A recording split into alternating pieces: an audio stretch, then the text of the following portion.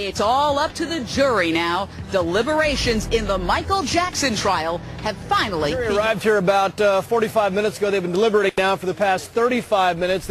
12 hours, 45 minutes, and counting. The jury's been deliberating almost 24 hours. Still no verdict, but it is less than 1 hour. We are supposed to find out the fate of the jury has reached a verdict in that Santa Maria courthouse. And now the jury in the Michael Jackson case has reached a verdict within the hour.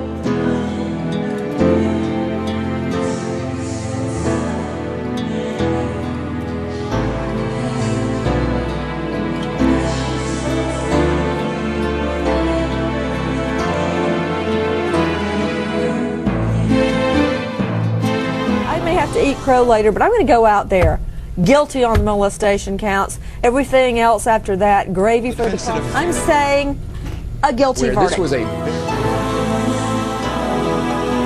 And I will eat crow if they don't get this guy on something. I absolutely think they're going to convict on child molestation. I think there's going to be a conviction on the molestation, Kimmy. I think you're right, and we may be having crow pies again.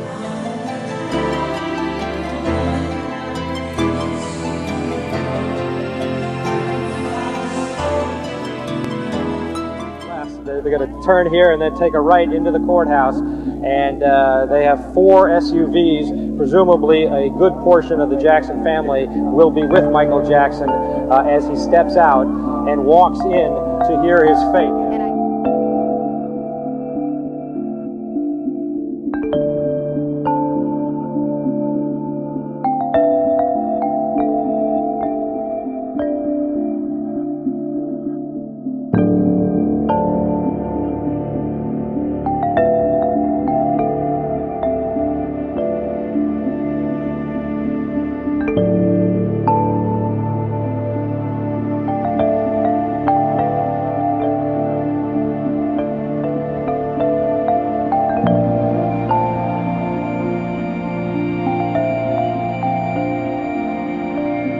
Of the courtroom clerk reading the verdicts. It's coming in now. Momentarily, we go there live. And now the courtroom. Count 1, verdict. We, the jury in the above entitled case, find the defendant not guilty of conspiracy. Count 2, verdict. We, the jury in the above entitled case, find the defendant not guilty of a lewd act upon a minor child. Count 3, verdict. We, the jury in the above entitled case, find the defendant not guilty of a lewd act upon a minor child. Count 4, verdict. We, the jury in the above entitled case, find the defendant not guilty of lewd act upon a minor child. Count 5, verdict. We, the jury in the above entitled case, find the defendant not guilty of a lewd act upon a minor child. Count 6, verdict.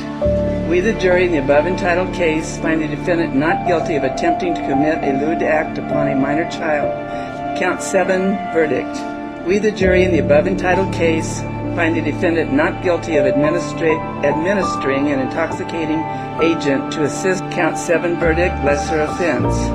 We, the jury in the above entitled case, find the defendant not guilty of providing alcoholic beverages to persons under the age of 21. Count 8, verdict.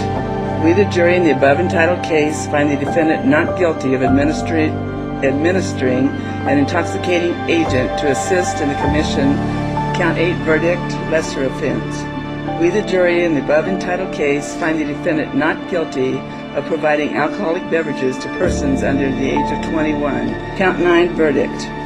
We, the jury in the above entitled case, find the defendant not guilty of administering an intoxicating agent. Count 9, verdict, lesser offense. We, the jury in the above entitled case, find the defendant not guilty of providing alcoholic beverages. Count 10, verdict. We, the jury in the above entitled case, find the defendant not guilty of administering an intoxicating agent. Count 10, verdict, lesser offense. We, the jury in the above entitled case, find the defendant not guilty of providing alcoholic beverages to persons under the age of 21. Jackson not guilty of child molestation. Michael Jackson not guilty of handing alcohol to a minor. Michael Jackson not guilty on every single count. Not guilty on all 10 counts. Michael Jackson now officially not guilty. マイケル・ジャクソン被告の裁判で And 14 times, a total of 14. Not guilty on all counts. Not guilty on all counts. Not guilty of child molestation. He is not guilty. 10 times he's not guilty.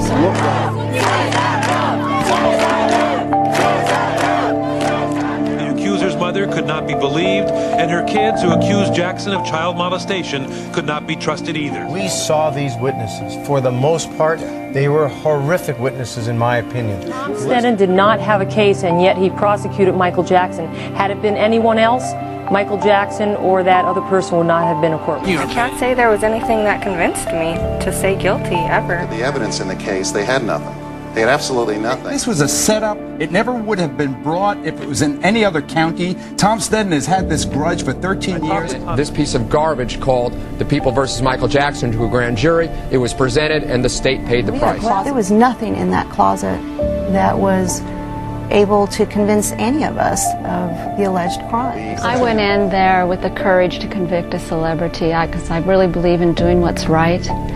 And witness after witness, I was more convinced of the innocence. It's a non-African American jury. Right. No one can look back and say that this was another O.J. racially motivated verdict. This is a jury in a very, very conservative part of California, a jury that by all markings looked like a pro-prosecution jury.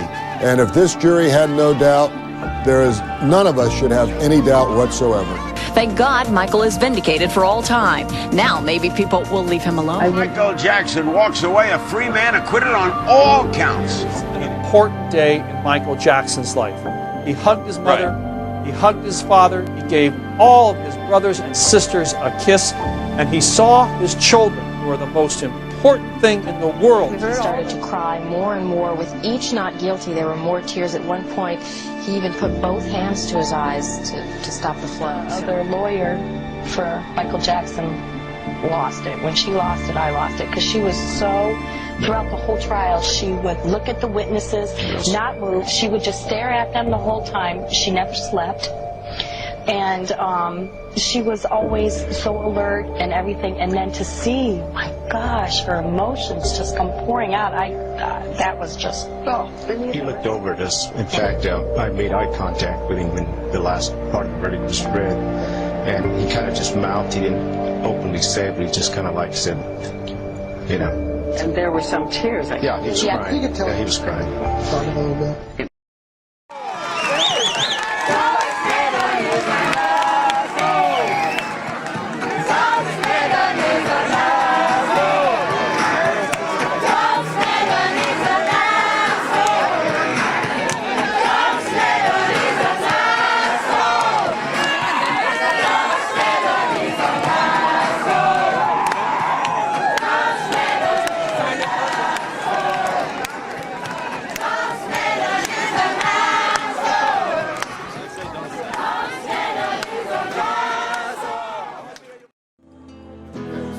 Here he is. Michael Jackson is walking out of the courtroom right now. We see him. There's a little bit of a smile there. I suppose he's as stunned as a lot of other people are, surrounded by his father and his sister and other family members walking out. No visible emotion there, Jeffrey. Did you see some visible emotion on his face? Not at that moment. He did look stunned and exhausted.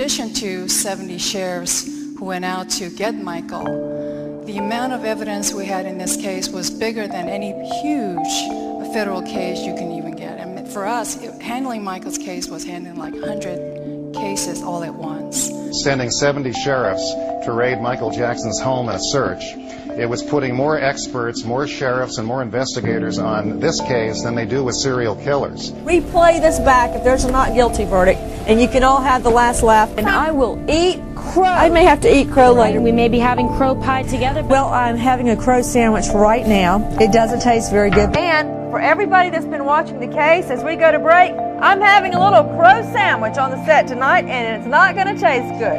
Are you sure? Are you sure that this gigantically renowned guy walking in a room had no influence at all? Even after the acquittal, the media didn't accept the not guilty verdict and went on to accuse jurors of being biased, starstruck fans. It's understandable why they never accepted the verdict, as their dream of $1 billion industry had crumbled and came crashing down. Jackson's acquittal was their loss. And even after a clear not guilty verdict, their propaganda against the vindicated man never saw an end, which continues even to this day. Media analyst Tim Rattle said, "So what happened when Jackson was acquitted on all counts? Red faces? Second thoughts? A little soul-searching, perhaps? Maybe one expression of regret for the rush to judgment? Nah, the reaction instead was rage, liberally laced with contempt and the odd puzzled expression. Its targets were the jurors." On Fox News, Wendy Murphy labelled Jackson the Teflon molester, and that jurors needed an IQ test. She further added, "I really think it's the celebrity factor, not the evidence. I don't think the jurors even understood how influenced they were by who Jackson is. They basically put targets on the back of all, especially highly vulnerable kids that will now come into Michael Jackson's life." Lorraine Kelly stooped particularly low. Don't forget the kids still at risk, Jacko's own. She called Jackson a sad, sick loser who uses his fame and money to dazzle the parents of children he takes a shine to. The Washington Post commented, "An acquittal doesn't clear his name, it only muddies the water." Both the New York Post and New York Daily News ran with the snide headlines, "Boy oh boy." Diane Diamond said, "He walked out of court a free man, not guilty on all counts, but Michael Jackson is so much more than free. He now has carte blanche to live his life any way he wants, with whomever he wants, because who would ever try to prosecute Michael Jackson now?" According to Nancy Grace, Jackson was not guilty by reason of celebrity. In the British tabloid The Sun, Jane Moore said, "If the jury agree that Janet Arvizo is a bad mum, and she is, how did they let Jackson off?" She added, "Michael Jackson is innocent, justice has been done, or so the Looney Tunes gathered outside the courthouse would have us believe." She went on to question the jurors' mental capacity and dismiss the American legal system as half-baked. Some even went to greater extent to discuss his race and openly make a mockery out of it. Journalist Tucker Carlson says, "Which race? He spent 20 years trying to be whiter, gets indicted, and all of a sudden he's black with Jesse Jackson and Al Sharpton." Another one says, "He had a jury of his peers, middle-aged white women. Remember, majority of these news channels were liberal channels, who presented themselves as vocal advocates for black people, but their inner racists couldn't hold back when it came to Michael Jackson." After he was exonerated, everybody just went on to the next story. It was like Natalie Holloway was the next story. It was like, oh, okay, he got exonerated. And the next story is Holloway is missing in Aruba. Wait, so no one's going to say anything about why he was exonerated or whether it was true? Or And when they came out and said innocent, innocent, innocent, innocent, a lot of people were disappointed. Media was disappointed. Yeah, because that wasn't the story they wanted to run. I think a lot of people in the media were very embarrassed and humiliated by the acquittals. They were predicting that he would be convicted. They were almost salivating about him being hauled off to jail. The build-up to his being sentenced to state prison would have been big ratings for them. And I think when he was completely exonerated with 14 not guilties, I think they were just embarrassed. I don't think they quite knew what to do. No one said, "Oh my goodness, we're sorry. We reported all the wrong things. Let's make the record straight now." No. In fact, they ignored the not guilty verdicts, and the paparazzi went right into, oh, we think he might have molested another boy, or wow, somebody else came out of the woodwork. The media worldwide were out to get Michael Jackson. The money was in a conviction. Berry Gordy, who founded Motown, told me after the acquittals that you cost the worldwide media billions by those not guilty verdicts, because the kind of copy that his being convicted, remanded to jail, the build-up to a sentencing, which would have been the biggest sentencing in world history, was something they wanted. You know, this was big, big business. They were doing everything they could to spin a conviction. The trial was ludicrous, and the fact that the media wouldn't let up and that the public never saw the truth. Oh, that was told, oh, a positive book about Michael Jackson. No, we don't want it. You want to write a pro-Jackson book? No, we're not doing it. An innocent man. The $4 million trial is over, and Michael Jackson is free. On all accounts, back home at Neverland, a free man tonight. Michael Jackson is not just free on bail. Michael Jackson is free. Jackson will be walking out of this courtroom a free man. Free man, fully vindicated. Jackson is a free man. Surely he was free, but did he really survive? Little did the media know or report that Jackson was brought to the hospital immediately after the verdict was read. Everyone who followed the trial saw what a horrifying toll it took on Jackson's physical and emotional health. He was skewered alive by everyone for their own greedy reasons. The media treated Jackson like a prop in a sideshow act. They didn't care about him, his family, his children, his friends. They knew the Arvizos were full of inaccuracies, but they didn't care. They could report the facts, but they simply refused to do so. Same ones said that Jackson's deteriorated health was an act and that he would moonwalk out on the acquittal. But the truth is, he never really recovered from the trauma. What toll do you believe that trial took on Michael? I think it killed him. I think the trial killed him.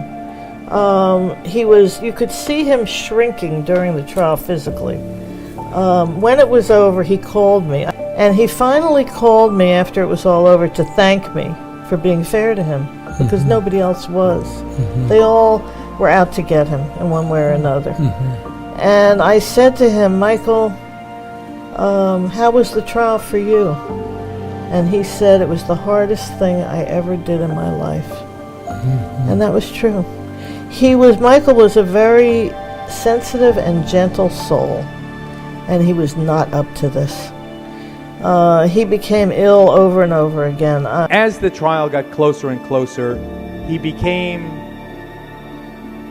more paranoid, more frightened. I mean, it is a frightening prospect when every time you turn on the television, think about it, someone is saying you're going to go to jail for 20 or 30 years and good riddance, and he's sick and he's a pervert and all the rest of it.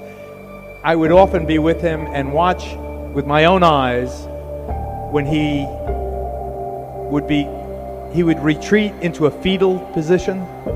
He would crunch himself up in the corner of a couch. He would be in a room. This is not when the children were around, obviously. He would be in a room where the blinds were drawn and no sunlight was coming in, and he would cover his ears in the way children sometimes do when they don't want to hear a parent tell them they can do it or can't do it or something. And I found the only way to, when he behaved like that, was to be a parent and to be stern with him and tell him, you know, you've got to man up here. I mean, if you put all these accusations together, they were saying he was a monster. And you take an extraordinarily sensitive, gifted, vulnerable person like that and make him sit there 5 days a week for 5 months, not to mention the stressful build-up to the trial, where the media coverage was terrible. And you know, every day he knows if these strangers choose to believe the prosecutors and the police, you know, I'm probably going to die in a California state prison. Now, as we all know, on verdict day, he just looked horrible.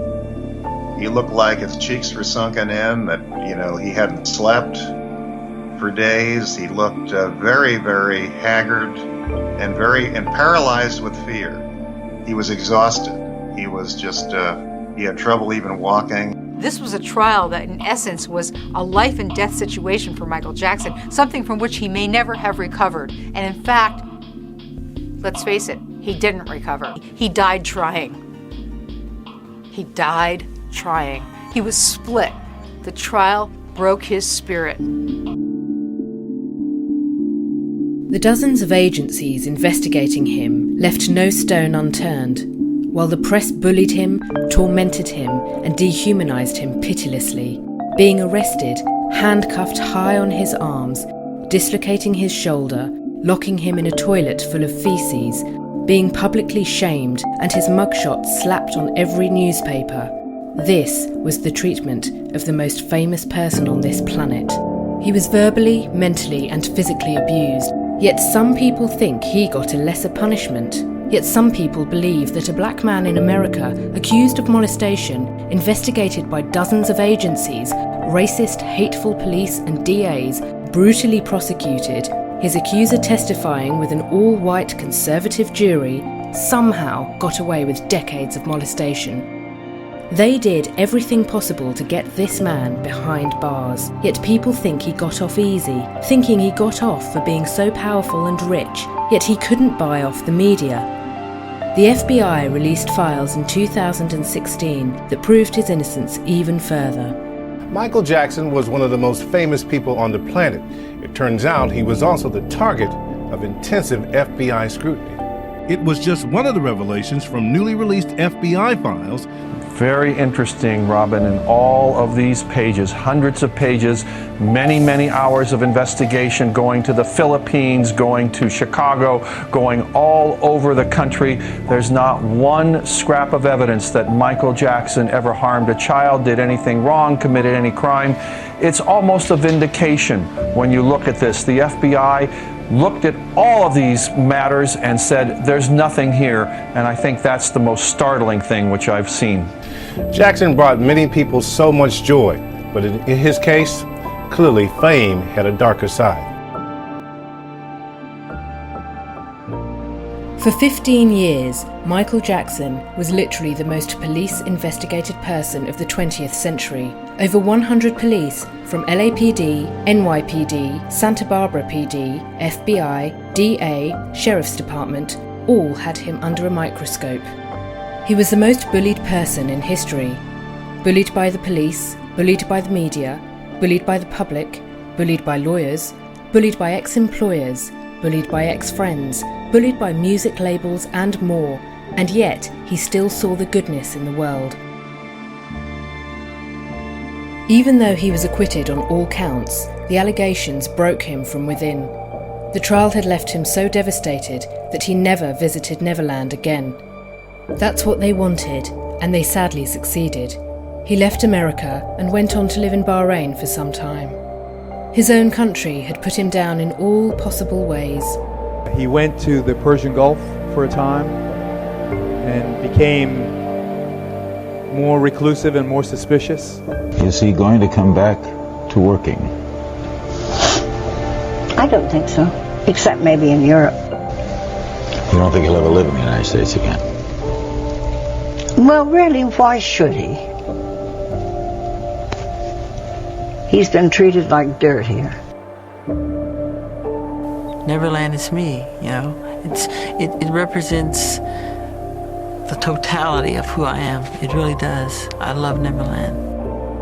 Neverland was once a paradise from which an innocent black man was evicted by destructive police officers through evil accusations and house searches. Michael was Neverland. This connection should never have been severed. Neverland is still a beautiful place on Earth. It is still magical, but the magic of Neverland is no longer the same without Jackson. I won't live there ever again. I'll visit Neverland. It's a house now, it's not a home anymore. Every single A-lister had gone completely silent all this while, but went on to praise him when he died. All these people are coming out of the woodwork now, trying to pretend that they loved him, they cared about him. And I happen to know, because I was in the inner sanctum preparing his defense, that many of these people refused to get involved at all when we needed them. There were a number of celebrities who've been on television professing their great love for him. I know when we approached them that they refused to cooperate. They didn't want to get involved. Very few of his friends actually remained by his side during this period of his sheer pain. Michael Jackson had a lot of people in his life who turned on him, betrayed him, manipulated him, used him, betrayed his confidences. It made him, in many ways, very lonely because he didn't know who to trust. In the middle of the trial, he would call Susan Yu, my law partner, and he would call her in the middle of the night, and he would call me then in the middle of the night, and he was crying, and he would say, you guys are doing so well, please don't let them pay you off. And I would say, Michael, what are you talking about? He said, I know they're going to offer you millions because they want me to go down, and they see that you're doing a great job, and Susan Yu is doing a great job, and they're going to pay you. I said, Michael, nobody's paying me a dime. This is not the kind of person I am. And I got a feeling he was so used to people betraying him. He was so used to, hoping that someone was his friend, and then suddenly they have their hand out, or they're trying to get a project out of him, or they're trying to get money from him. And, loneliness, unfortunately, was a major issue with Michael, because with all that fame and talent and fortune came all the profiteers and the people who were governed by greed and selfishness. And Chris Tucker and Macaulay Culkin, I will never forget, because these were two young entertainers, at the height of their fame. They had people around them telling them, don't get involved in that trial, don't help Michael Jackson, he's going down, your career is going to be tarnished. And they both said to me, whenever Michael needs us, we're going to be there. We don't care what anybody advises us to do. Agents advising them, don't get involved. And they didn't care what they said. They were going to help Michael, and they wanted the truth to come out. But you only find out when you're in trouble who your friends really are. And Michael was devastated about a number of people who just were not there to help him in the way he expected. To me, he was the loneliest soul on earth. He knew he was going to be smeared by half of the people in his life, if not more. He knew it. And here he was sitting alone in that SUV. I'll never forget his face. And I wanted to cry, because no matter how many people you think love Michael, he was alone there, and he was facing what could have been something that would have killed him. I want you to give it up for the king of pop, Michael, Michael, Michael, Michael, Michael, Michael Jackson. Congratulations on winning the World Music Award, Diamond Award.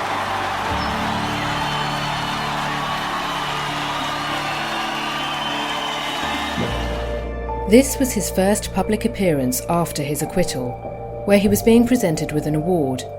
Many artists refused to grant him with the award, as they considered it bad publicity. Beyoncé was chosen at the last moment. Only Beyoncé agreed to hand over the award to him. Nobody wanted to be associated with him. Funny, right? How Hollywood and the music industry that considered him the blueprint shed crocodile tears after his death were actually absent during the time when he was being tortured. Jackson's role in revolutionizing the music industry was acknowledged by conveniently disowning him and turning their backs on him.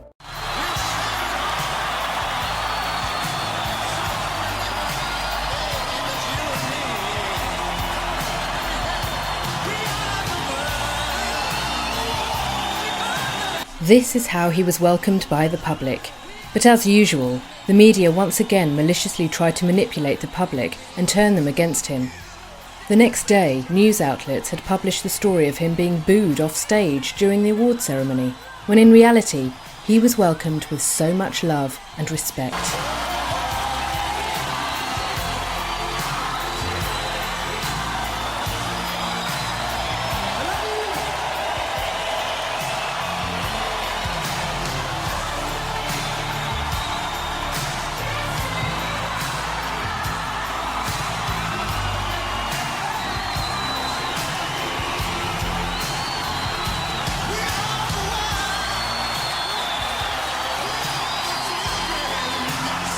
Nothing had changed. The euphoria and magnificence of his presence was so very obvious and was the evidence that the media couldn't succeed in turning the public against Jackson.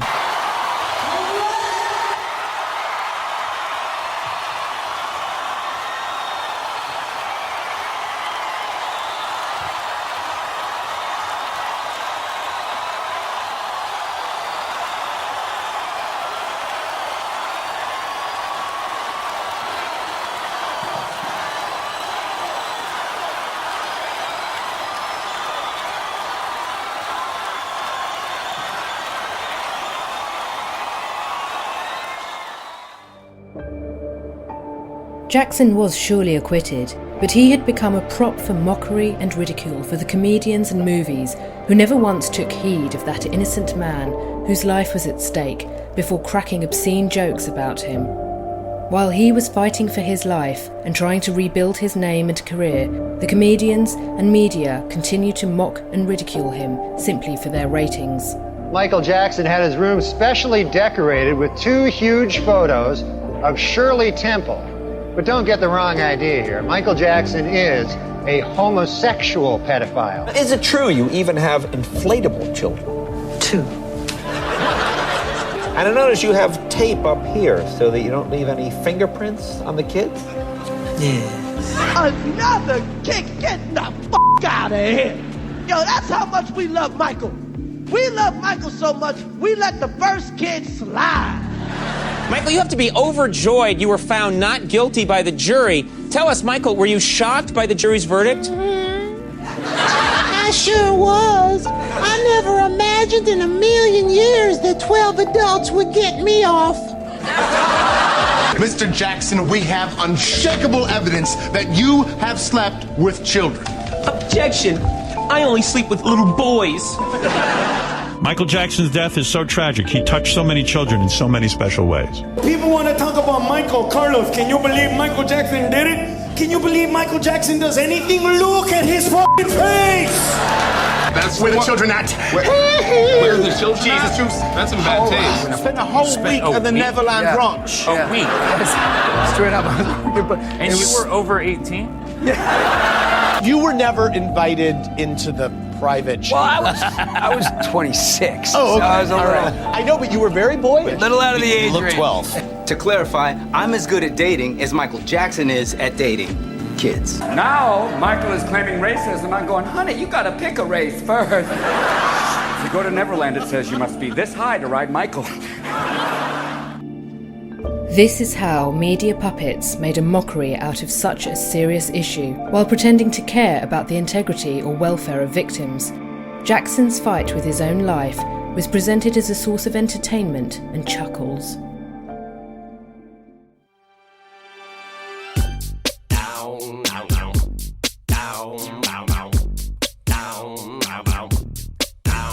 Eminem went particularly low when he released a slanderous and disgusting music video, Just Lose It, mocking and humiliating Jackson in the most hurtful ways imaginable. Not only did he make derogatory references to Jackson and paedophilia, but also stooped as low as to deride the 1983 Pepsi accident, where Jackson had received chronic 2nd and 3rd degree burns on his scalp. But soon after he released his slanderous music video, Jackson bought the publishing rights of all of Eminem's songs and ended up owning him.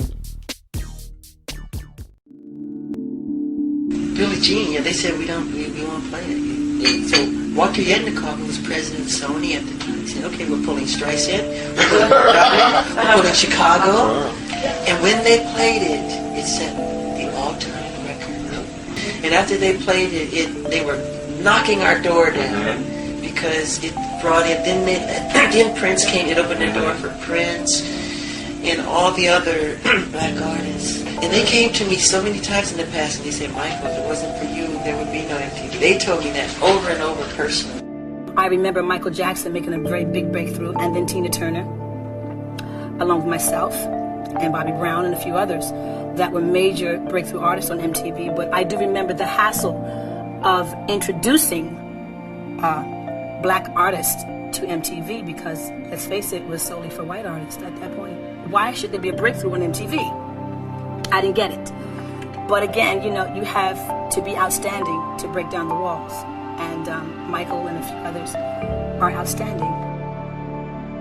MTV has always been known for their sheer racism towards artists of colour, whether it was their denial to air black artists on their channel, to flat out refusing to play Michael Jackson's nephew's music video, anything, and even stripping them of their royalties. From blacklisting Janet Jackson after the Super Bowl halftime incident, to creating a separate awards category for K-pop artists, to prevent American artists from having to compete with them.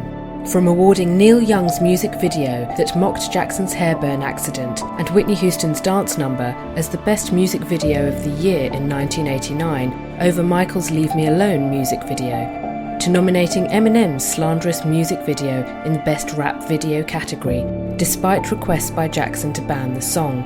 MTV has done it all. If it wasn't for Michael Jackson, MTV's existence would have sunk into oblivion a long time ago.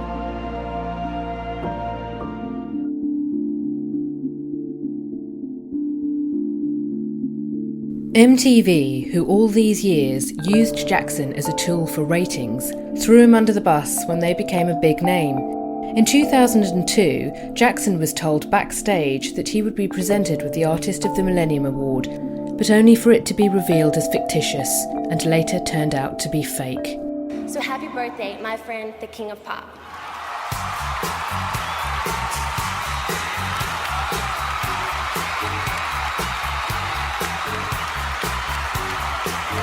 When I was a little boy in Indiana, if someone had told me that one day I would be getting, as a musician, the Artist of the Millennium Award, I wouldn't have believed it. This is really amazing. I can't believe it. This gave the hosts and other comedians the perfect opportunity to take the piss. I'd like to accept the Artist of the Millennium Award myself. I guess they're giving them backstage. Everyone's getting them. Not only is it VMA night, but it also happens to be the birthday of someone that I consider to be very, very, very funny. I'd like to bring him out right now. Ladies and gentlemen, the one and only Mr. Jack Black.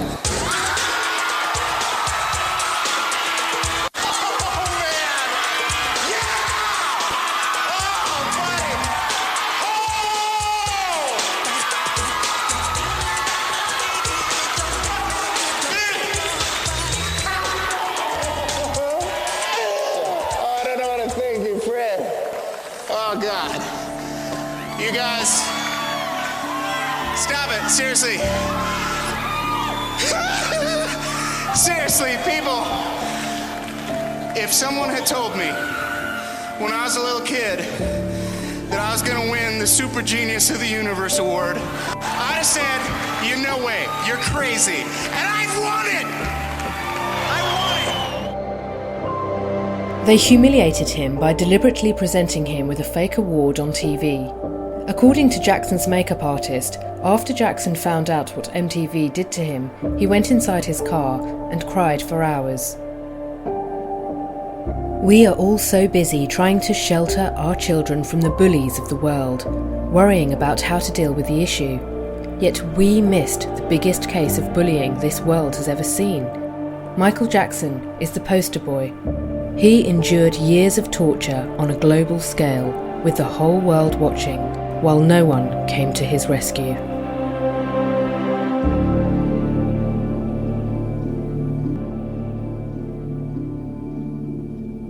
Throughout his life, he was subjected to humiliation and mockery. His love for children, often misconstrued and viewed with the lens of perversion. He grew up in a household where a bed was a place to think, to hang out, to watch TV, to sleep, to play around, to rehearse, to create, and to relax. Sharing a bed does not always have to be entailed with sexual or inappropriate connotations, what society makes it out to be. Michael used to sleep with me, right? He did that with other kids. To me, that was just the way we came up as young people, as children. We came up going over for sleepovers and stuff. Only thing that happened was these people saw money and they saw somebody who they could get to, because Michael didn't like to say no to anybody. He didn't want to hurt anyone's feelings, right? So he was a pushover that way. This is a fact. Jackson gave his bed to those who wanted to sleep as an act of kindness. It stemmed from that tiny house in Gary, Indiana, where nobody had their own bed and everyone fell asleep with each other. It's very right. It's very loving. That's what the world needs now. More love. But when you say bed, you're thinking sexual. They make that sexual. It's not sexual. But we're going to sleep. I tuck them in. I put a little music on, and do a little storytelling. I read a book. It's very sweet. Put the fireplace on. Give them hot milk. We have little cookies. It's very charming. Very sweet. Sure. It's what the whole world should do. Do you still think that it's acceptable to share your bed with children? Of course. Of course, why not? If you're going to be a pedophile, if you're going to be Jack the Ripper, if you're going to be a murderer, it's not a good idea. That I'm not. That's how we were raised. And I didn't sleep in the bed with the child. Even if I did, it's okay. I slept on the floor. I gave the bed to the child. Well, what's wrong with sharing your bed? I didn't say I slept in the bed. Even if I did sleep in the bed, it's okay. I am not going to do anything sexual to a child. It's not where my heart is. I would slit my wrist first. I would never do anything like that. That's not Michael Jackson, I'm sorry. That's someone else. You know why? People think sex. They're thinking sex. My mind doesn't run that way. When I see children, I see the face of God. Why is he so attached to children? Only way I can answer that question is all of my children are like that. Is there anything that you would have done differently in raising him? Well, the only thing that I feel that I didn't do, I didn't prepare my children for the world. They were sheltered. The world is evil, the world is wicked, and I didn't prepare them for that. Michael Jackson, from the time he was that big, did nothing but perform. Right. No life, no kid life, no nothing. This guy, to him, hurting a child, he'd rather hurt an adult if he was going to hurt somebody. He would never hurt a child. This is the last person in the world, because to him, they were the only people that understood him. And would you leave your children? Yes, I would. Yes, I did. I left my child with my... Yes. There were slumber parties at Neverland with children, in the presence of their families and not in their absence, which is what the media has always been portraying. Jackson never invited anyone voluntarily to his room, but again was generous enough to allow those families into his room simply because he had nothing to hide. Okay, when you say boys, it's not just boys, and I've never invited just boys to come in my room. Come on, that's ridiculous. And that's a ridiculous question. I have never invited anyone into my bed, ever. Children love me, I love them, they follow me, they want to be with me. But anybody can come in my bed, a child can come in my bed. I've seen these children, they don't let him go to the bathroom without running in there with him. They won't let him out of their sight. So when he jumps in the bed, I'm even out. They jump in the bed with him.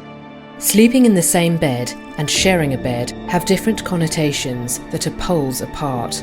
Hence, the idea of sharing a bed was used as a last resort to drag him in the court of public opinion, when the media had no facts nor evidence on their side. They sexualized and criminalized it, making it out to be something which it was not.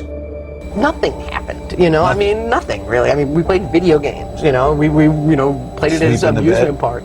Well, the thing is with that whole thing is that, they go, oh, you slept in the same bedroom as him. It's like, I don't think you understand. Michael Jackson's bedroom is 2 stories. And it has like 3 bathrooms and this and that. So when I slept in his bedroom, yeah, but you have to understand the whole scenario. And the thing is with Michael is that he's not very good at explaining himself, and he never really has been, because he's not a very social person. You're talking about someone who's been sheltered and sheltering himself also for the last 30 years, and so he's not very good at communicating to people and not very good at conveying what he's actually trying to say to you. And so when he says something like that, people, he doesn't quite understand why people react the way that they do. Because I didn't react to him the way most people did. Most people are like, Michael Jackson. And, he was a god to people. And to me, he was, I knew he was a pop singer, but beyond that, I wasn't one of the fans. I think that's one of the reasons why we connected. Because I've been there. When his nephews were there, and we all were in the bed watching television, There was nothing abnormal about it. There was no touchy feeling going on. We laughed like children. And we watched a lot of Walt Disney. There was nothing odd about it. The prosecutors, and I've heard tonight, he sleeps with boys, sleeps with boys, sleeps with boys. That, well, we showed he sleeps with mothers, he sleeps with sisters, he sleeps with all kinds of people because they wanted to sack out in his room, which was about as big as his building. He would hang out with adults too, and not just children. But that's one narrative media has been forcing upon the public. As Phil Collins had perfectly stated, when children see Michael Jackson, they see a human being. When adults see him, they see money. By now, it is more than clear how the adults in Jackson's vicinity gruesomely betrayed and took advantage of him for materialistic gains. And Michael was just so nice, man. You'd be around him and you just get happy, man.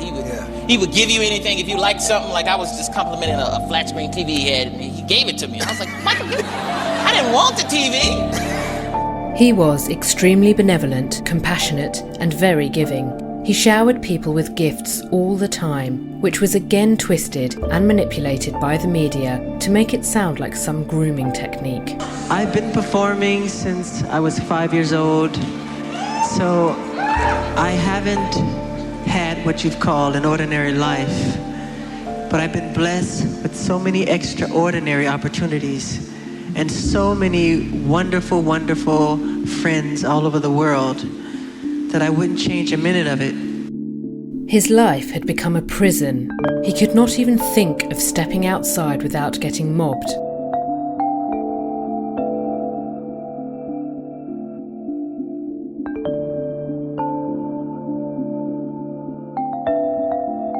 And that's the reason why he would often find ways to disguise himself, to conceal himself from the public, just so he could enjoy the basic pleasures of life. He was hounded and being stalked even when he was out for shopping for his new house. There were people who trespassed into his Neverland property through parachutes. He would even receive threats to harm his children. This is the reason why Jackson would go to lengths to ensure their security and mask their identity in the public eye. His life had become a living hell. He couldn't even enjoy the basic pleasures of life that we in general take for granted. It's my dream to go in a supermarket and just shop and be like everybody else and put things in a basket, because I can't do it. He had friends who once arranged for him to go shopping in stores so that he could at least experience what it was like to shop on his own, but in complete isolation. That's why I love disguises so much. I could sit on a bench at Disneyland and see what people really do and talk about. But when they see it's Michael Jackson, they change. I don't see the real thing, you know. So I want to see the real world, what it's really like. I go around the world dealing with running and hiding. I can't take a walk in the park. I can't go to the store. I have to hide in a room. Because you feel like you're in prison. I can't go in the park, you know. So I create my own park at Neverland, my own water space, my movie theater, my theme park. That's all for me to enjoy. I wanted to have a place that I could create everything that I never had as a child.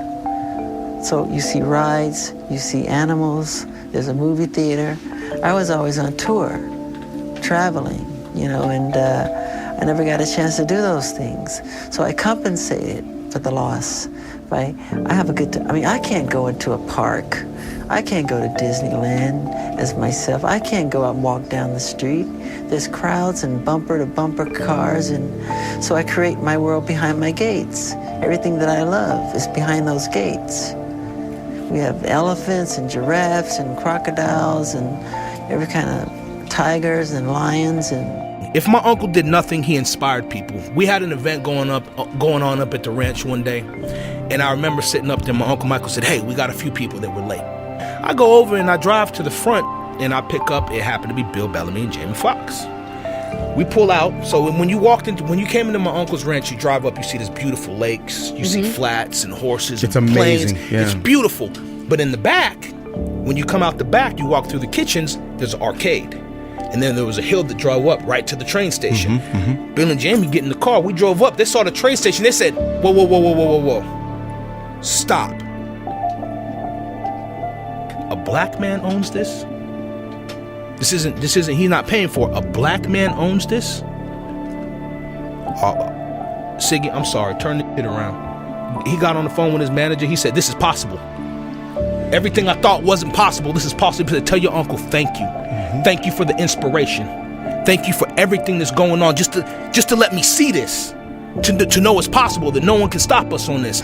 And we have busloads of kids who don't get to see those things. They come up, sick children, and enjoy it. They enjoy it in a pure, loving, fun way. It's people with a dirty mind that think like that. I don't think that way. That's not me. The gates of Neverland were open for everyone. He invited families to visit Neverland and enjoy the rides even in his absence. There were Christmas trips to Neverland for underprivileged kids. At least 3 or 4 times a month, hundreds of sick, orphaned, inner-city children and adults were bussed in to enjoy the serenity, sanctity and joyfulness of the Neverland Ranch. They spent their time exploring the ranch, riding in the amusement park, snacking on food and drinks, watching movies and playing in the 2-story arcade, all being provided free of charge by Jackson, often during his absence. This is the activity that went on at Neverland. This is what Neverland was, a place for all to explore the beauty of life and bring out their inner child. The media never wanted us to know this, but rather to make us believe that it was just a few selected boys who were invited to the ranch. Well, he was extremely humble, very sweet, very funny, very, very sincere, and just had a very, very gentle, kind energy about him. I spent a lot of time at Neverland. He invited me to Neverland. When you hear these ridiculous claims that Neverland was supposed to be some kind of place to lure people in, it's just outrageous. I've seen it for myself. And, you know, the second time I went, you know, I really broke down and cried because I saw all the beautiful things he was doing for, you know, underprivileged people, children, folks of all ages. And it just really broke my heart that, you know, we live in a world where someone who has nothing but kindness and goodwill to offer can be so deliberately misinterpreted and made out to be a monster. He did so in Neverland, and his urgent mission to provide as much normality and love to children across the world. Each of his solo tours involved him visiting underprivileged children, whether to give away gifts or simply to spend time with them. Jackson also stated his belief that the perils of traumatic childhoods were a major problem in the world, leaving humanity devoid of compassion and understanding, leading to problems such as prejudice and greed. Are we blind to the fact that our children are raging against the indifference, crying out against the abandonment, of thundering against the neglect? Heal the Kids is about doing something about making a difference in trying to help adults and parents realize that it is our power to change the world that our children live in. Who among us would have believed that the sound of children at their playgrounds would be replaced by the sound of automatic machine gun fire at our schools? That the sound of little girls skipping rope would be overshadowed by the frantic shrills of children dodging bullets. Yet, instead of loving our children more, we installed metal detectors in our school.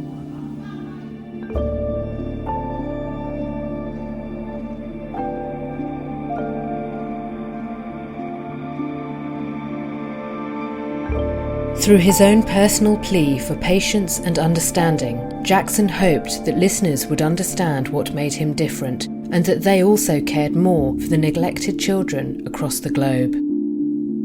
People don't even eat with their fathers anymore, or their mothers. The family bond has been broken.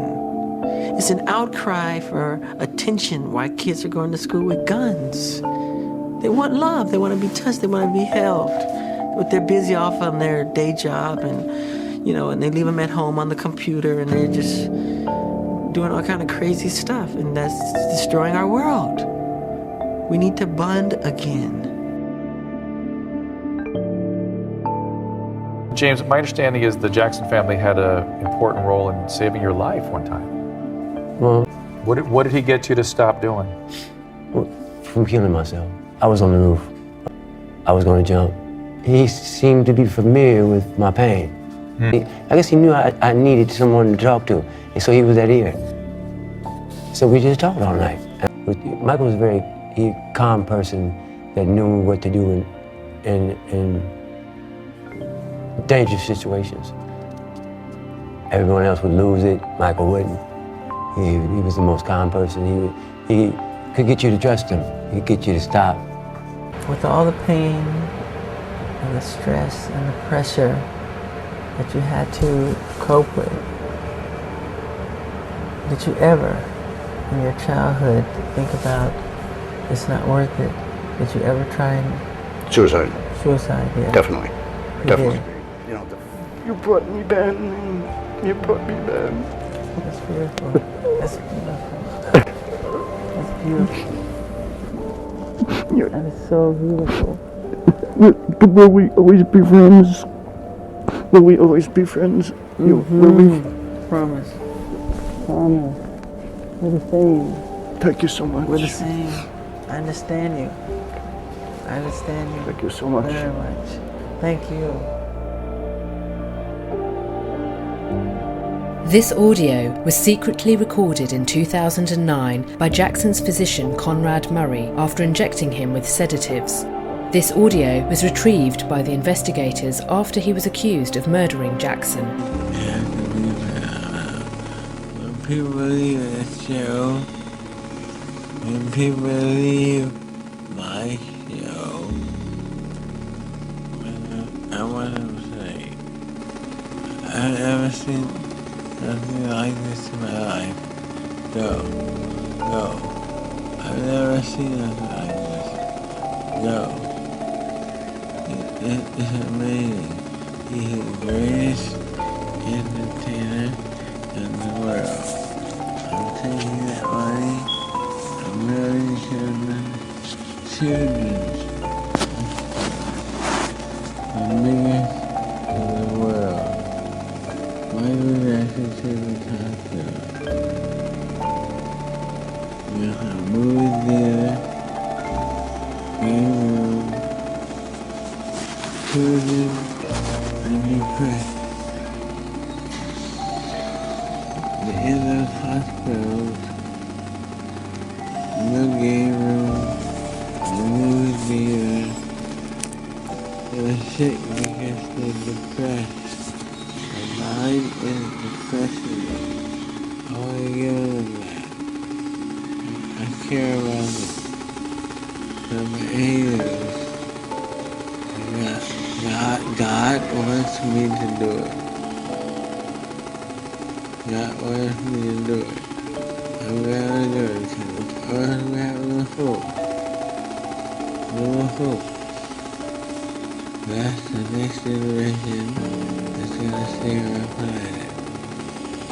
Starting with, we'll talk about it, United States.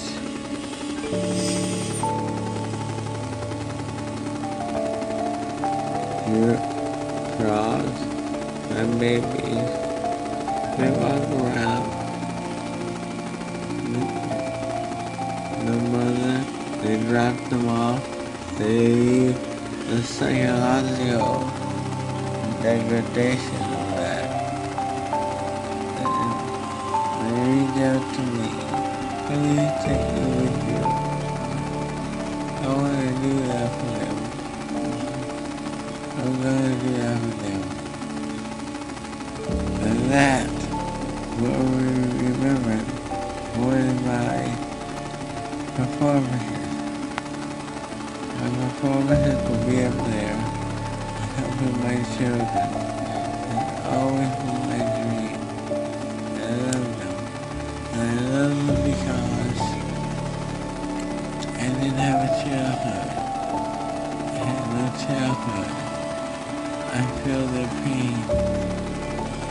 I feel their hurt. I can deal with it. Heal the world. We are the world. Will you be there? The lost children. These are the songs I've written. because it hurt, you know? It hurt. I don't even think it was his voice. I think it was the voice of the paedophile demon that controlled his soul. I'm gonna build a children's hospital. I'm gonna buy those kids a game of whack-a-mole. But I'm gonna lie under the game of whack-a-mole. Stick my through it. Michael Jackson's children's hospital. Biggest children's hospital. Michael was heavily sedated, in poor health, and was being bullied to rehearse for shows he wouldn't have been able to keep up with. Yet all he could think about was using the profit from his This Is It tour to establish a hospital for children. We seriously did not deserve this man.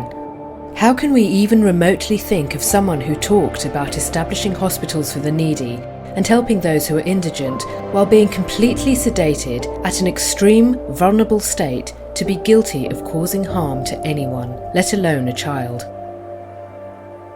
If anything, Jackson was only trying to protect the kids. He wrote songs such as Do You Know Where Your Children Are, Little Susie, and The Lost Children that spoke about the unfortunate plight of the children in society. While other mainstream artists were openly singing about their infatuation with underage girls and sex, Jackson made songs about protecting and cherishing children. He was very much aware of how the shady world of Hollywood operated.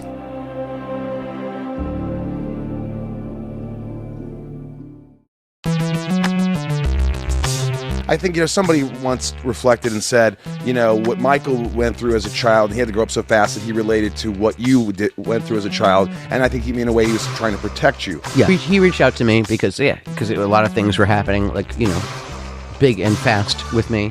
And I think he identified with that. I mean, what I said in the very beginning, I was a peerless person. I was nobody else in my Catholic school even had this much idea of what I was going through. Or what he was the kind of person who'd been through the exact same freaking thing and wanted to make sure that I wasn't alone.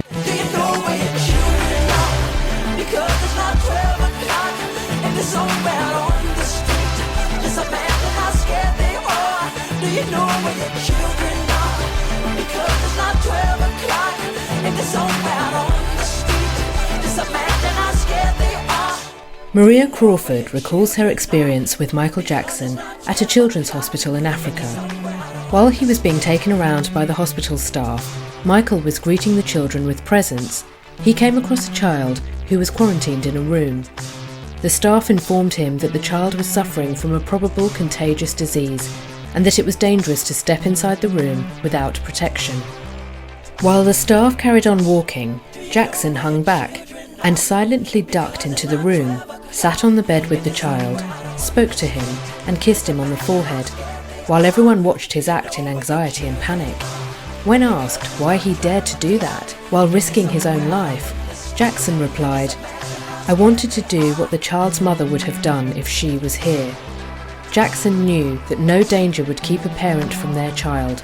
No risk would stop a mother reaching her child and making sure he knew that he was loved. Jackson seemed to feel a parent's love and a parent's responsibility for every child in the world. Those who knew him described him as a child trapped in an adult's body. He loved spending time with kids and participate in playful activities by being like a kid himself. Oh, me.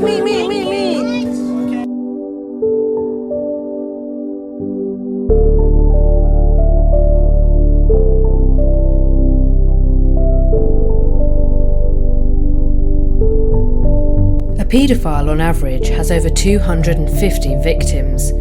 Jackson had hundreds of kids around him, including their families at Neverland, yet there were only 3 accusers, all of whom went to civil lawyers and tried to profit from their allegations before ever testifying in any criminal proceedings. And then there are hundreds of families and children who are adults now defending him to this day. Yeah, they're for me to play with, they're for me to love. Just like He's like a best friend, except he's big. He's just like a close friend, like a family friend. It's like I've known him all my life and in a past life.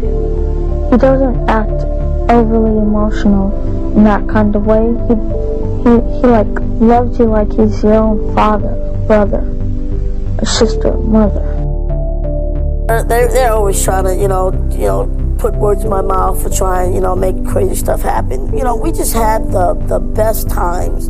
He's always been nothing but a great friend, not just to me, to my whole family.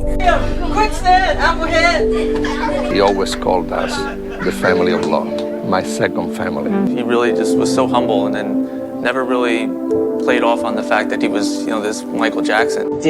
Were there ever any improprieties with you and Michael Jackson? Never. Michael couldn't harm a fly. I mean, he's such a kind and gentle soul. Michael would spend a lot of time with my kids. I have beautiful kids, and at the time, like at Mar-a-Lago, and even in Trump Tower, the kids were very young. Michael would come, play with the kids. He just loved children. He was not a child molester, and I am certain of that. He loved children. He'd play with my son Eric and my son Donald, and he'd just play with them forever. He loved children, but he was not a child molester, and just a great guy. He took he's just had tremendous, really difficult last 10 years. His last 10 years, he's been living in hell. Und Michael Jackson wirklich ist ein extrem verwundbarer Mensch, ein Kind, jemand, der nie erwachsen geworden ist. Das Lebensalter 44 ist auf dem Papier 44 gewesen wäre. Vor diesem Vater hat er Angst gehabt. Auf der anderen Seite hat er immer die Liebe seines Vaters gesucht. Und derselbe Vater hat sich über sein Gesicht, über seine Akne, über seine Nase mokiert. Und er wollte dem Vater gefallen, man würde sagen eigentlich perverserweise oder paradoxerweise, weil er hat ja Angst gehabt, aber er hat die Liebe des Vaters nie bekommen. Und dieser Liebe läuft er zeitlebens hinterher. Und was er jetzt macht, ist, dass er Kinder um sich sammelt, selber Kinder haben will, um eigentlich diesen Kindern Vater zu sein. Er ist also Kind und Vater in einer Person. Und das, was er mit den Kindern macht, macht er eigentlich mit sich selber. Also im Herzen eigentlich ein ganz reiner, ein ganz guter, ein ganz gutmütiger, ein ganz naiver Mensch. Nachdem ich das gesehen habe und mich mit seiner Biografie mehr beschäftigt habe und die Wurzeln gesehen habe, habe ich gesehen, er ist nicht der klassische Kinderschänder, der Kinder schändet, um seinen eigenen Lustgewinn zu befriedigen. Er ist also kein Pädophiler, sondern er ist eigentlich Kind, naiv. Er ist wirklich jemand, der sagt, er schläft nicht mit Kindern, er schläft bei Kindern. Und das ist ein Riesenunterschied. I never felt love from him, and he would never hold me or touch me. And how do you view him today? I'm scared of my father to this day. My father walked in the room, and God knows I'm telling you the truth, I've fainted in his presence many times. I'll say once, to be honest. I've fainted once.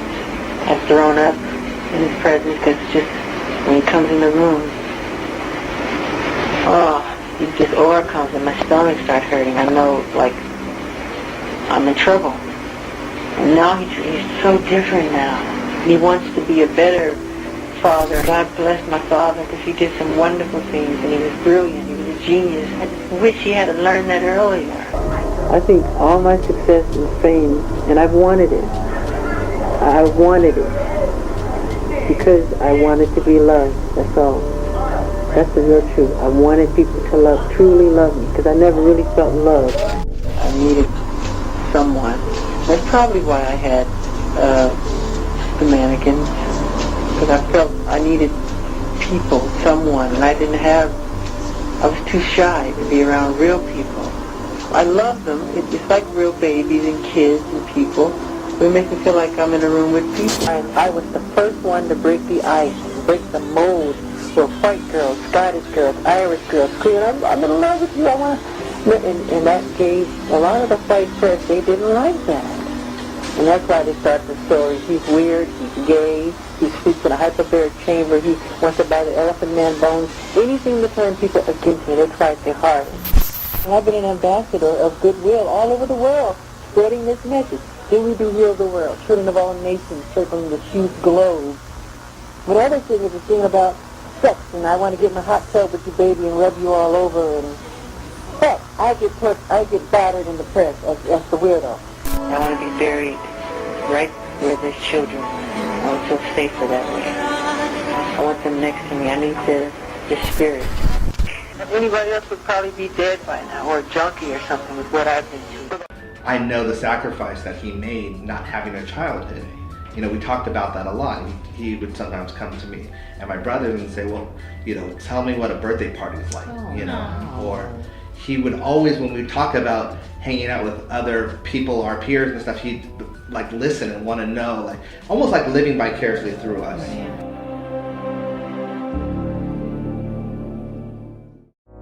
I wasn't aware that the world thought I was so weird and bizarre. But when you grow up, as I did, in front of 100 million people since the age of 5, you're automatically different. My childhood was completely taken away from me. There was no Christmas, there was no birthdays. It was not a normal childhood, no normal pleasures of childhood. Those were exchanged for hard work, struggle, and pain. That's why I love children and learn so much from being around them.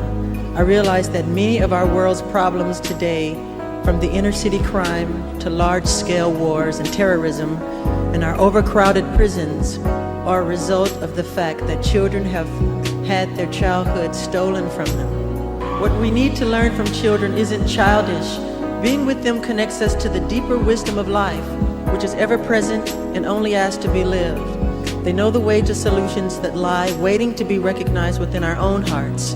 Today I would like to thank all the children of the world, including the sick and deprived. I am so sensitive to your pain. I love to do things for children, and I try to imitate Jesus. And I'm not saying I am Jesus. I'm not saying we're clear on that. Right. I'm trying to imitate Jesus in the fact that he said to be like children, to love children, to be as pure as children are, and to make yourselves as innocent and see the world through eyes of wonderment and the whole magical quality of it all. And I love that. And we have we'll have like 100 bald-headed children here who they all have cancer, and they're running around and they're enjoying themselves, and it just make me cry happy tears that I was able to do that for them. You know, it makes me so pleased. And Jesus said to love the children and be like children, be youthful and be innocent and be pure and honorable. He was talking to his apostles, and they were fighting over who's the greatest among themselves. And he said, whoever humbled yourself like this child is the greatest among you. And he always surrounded himself with children. And that's how I was raised, to believe and to be like that and to imitate that. I would never stop helping and loving people the way Jesus said to. He said, continue to love, always love, bring on the children, imitate the children, not childish, but childlike. If there were no children on this earth, if somebody announced all kids are dead, I would jump off the balcony immediately. I'm done. I'm done. I want to touch the world. I want to touch the heart, the emotions of the entire world. If it wasn't for children, I would throw in the towel. I would kill myself. I wouldn't care to live. They give me my inspiration. They inspire me. Everything I do, every song I write, the dance, everything that I do. They tried to use it against me, and it's just been so unfair, and I'm very upset about it, you know. I would slit my wrist before I would. Yeah. I could never, ever. I would love to live in London because I love it so much. It's just the press is so hard on me here, and I try to do so good. I go to their hospital, I give presents to the children. As soon as I leave, the next day they go, Wacko Jacko left the hospital and he ignored all the children. And it hurt my heart because I purposely flew Minnie Mouse and Mickey Mouse all the way from Euro Disney. I brought them with me to surprise the children. I brought Is that right on the street? Yeah, I brought bags of presents and everything, and I spent time with the kids, and they made fun of me. I'm just a person who wants to be honest and do good and make people happy and give them the greatest sense of escapism. do the talent that God has given me, you know? That's where my heart is. It's all I want to do. That's all. I just want to say, look, leave me alone and let me do what I want to do, which is share and give and put a smile on people's face and make their heart feel happy. Michael's love for children was pure and wholesome. He identified especially with those who, like him, didn't have a conventional childhood. So he did what he could to bring them that same innocent joy that he himself had also missed out on. Jackson had once written a letter. Like the old Indian proverb says, "Do not judge a man until you've walked 2 moons in his moccasins." Most people don't know me, that is why they write such things, in which most is not true. I cry very, very often, because it hurts and I worry about the children, all my children all over the world. I live for them. If a man could say nothing against a character but what he can prove, history could not be written. Animals strike not from malice, but because they want to live. It is the same with those who criticise. They desire our blood, not our pain. But still I must achieve. I must seek truth in all things. I must endure for the power I was sent forth, for the world, for the children. But have mercy, for I've been bleeding a long time now. And this is how the media interpreted his letter in the most horrible and callous way.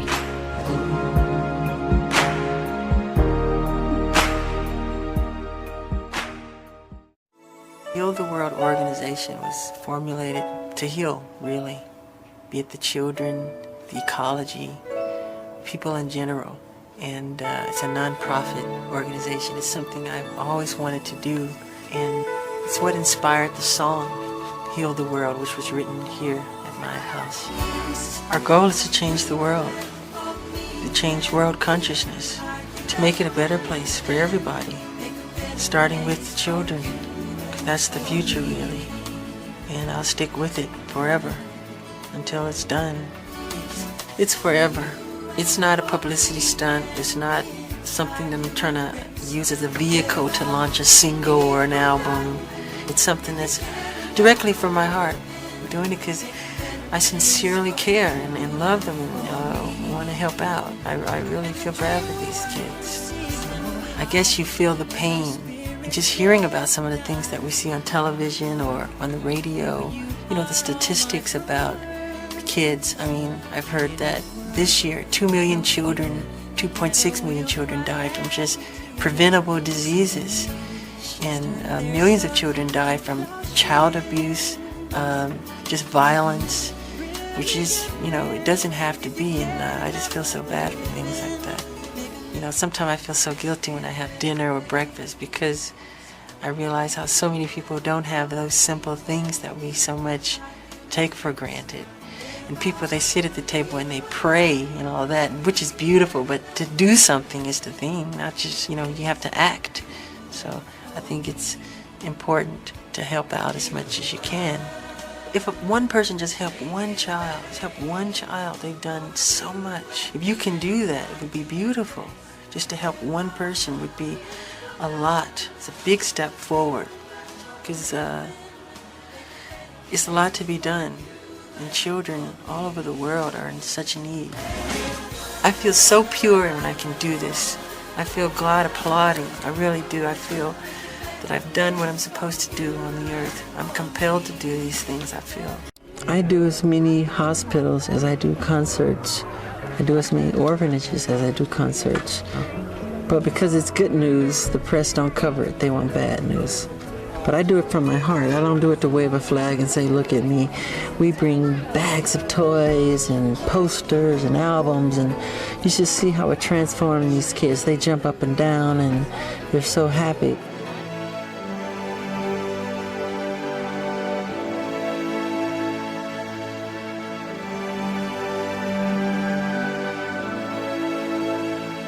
Ever wondered how there were hundreds of his philanthropic stories, yet people hardly heard about them? He befriended me. He took me into his life, which is very rare for Michael to do.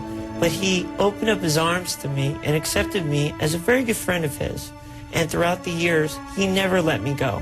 Michael offered a lot of emotional support for me. He was there for me whenever I needed to talk to him. He opened up Neverland to me as a means to get away. Metaphorically, he was almost like a father that I never had. I believe what people fail to realize is that Michael was a human being. His name was Farkas. He was very sick. He was green in the face, but he had this glow and this sparkle in his eye. I asked this nurse, what's wrong with this kid? She said that he needs a liver. So I said, does that mean he's gonna die? She said, yes, he's gonna die unless he gets a liver. I said, I'm not gonna let him die, this sweet, sweet angel. No matter what it takes, I'm gonna find a liver for him. So I sent my organization around the world. We went all over the place, and it took a long time. And I said, I'm not giving up. I'm not gonna have this child die. I was so happy when I got a phone call. They told me we found the liver, and he has his life. Not only did Jackson arrange for the boy's liver transplant and pay for it, but he continued to pay for his treatment for 10 years thereafter. Somber Michael Jackson wore dark glasses, a dark hat, and dark clothes as he attended the funeral last week for 22-month-old Craig Fleming. He was the little boy whose mom allegedly threw him off this bridge into the rain-swollen Los Angeles River. It's a case that had gone largely unnoticed until the King of Pop got involved. Michael was in the recording studio finishing up his current album when one of his aides came to him and told him what had happened, told him of the tragedy. And according to eyewitnesses in the studio, Michael broke down and wept openly. He was so torn up about this tragedy. The story obviously moved Michael Jackson, who not only attended the funeral but stood by the minister during much of the service. Before leaving that day, Jackson handed over a check to the Fleming family. A substantial check that has been reported to be only $5,000 when actually it's closer to $50,000, and it's just a start. Absolutely. When he would hear about stories of people in need or needed help, and when we watched the news together, he'd reach out to them, send them a basket, send them a note, get well or whatever the incident would be, and he'd always reach out to people and help people. Even driving around town, he'd stop and help people. From taking full emotional responsibility of Dave to arranging a liver for Bella's liver transplant, from paying for the burial ceremonies of school children killed in a terrorist attack, to providing shelter to a German family who had lost their home to floods, from granting the last wish of ailing children, to inviting several terminally ill and underprivileged children and families to his concerts, he never failed to spread love and kindness wherever he went.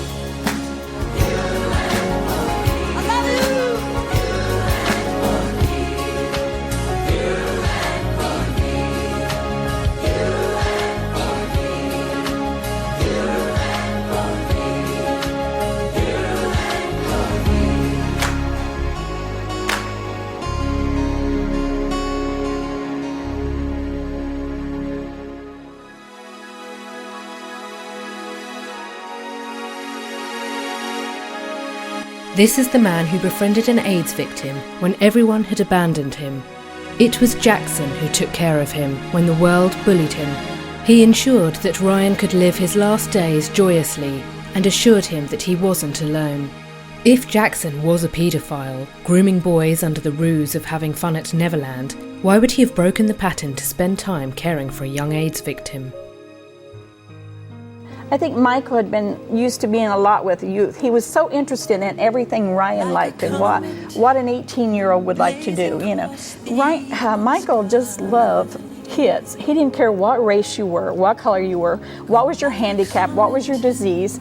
Michael just loved all children. You would never had any hesitation about allowing Ryan to spend time with Michael Jackson? Not so whatsoever. I think there was just a respect for one another. Michael bought Ryan a 1989 Mustang. Andrea and Michael went out to the car. And your daughter, Andrea? My daughter, Andrea. And Michael started the car up, and Man in the Mirror was playing. And The littlest things made Michael so happy, and you could just see it in his eyes and everything. I mean, he was smiling from ear to ear, and he said, I was the last person that Ryan listened to. But I think the neatest thing that Michael did was do the Gone Too Soon video. 3 days after Ryan's funeral, Michael called me and asked me how I was doing, and I said, Michael, what made you and Ryan so close? He said, you know, Jeannie, most people can't get over the all who I am, so nobody ever acts normal around me. He said, Ryan knew how I wanted to be treated because that's how he wanted to be treated. And he said, trust, Jeannie.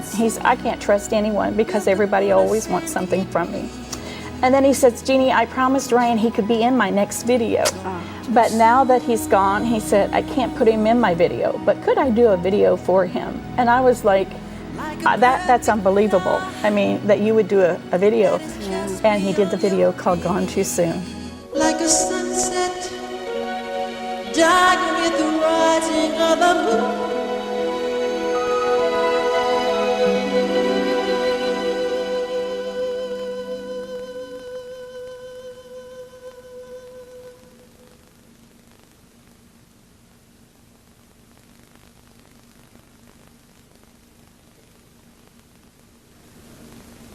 Gone too soon.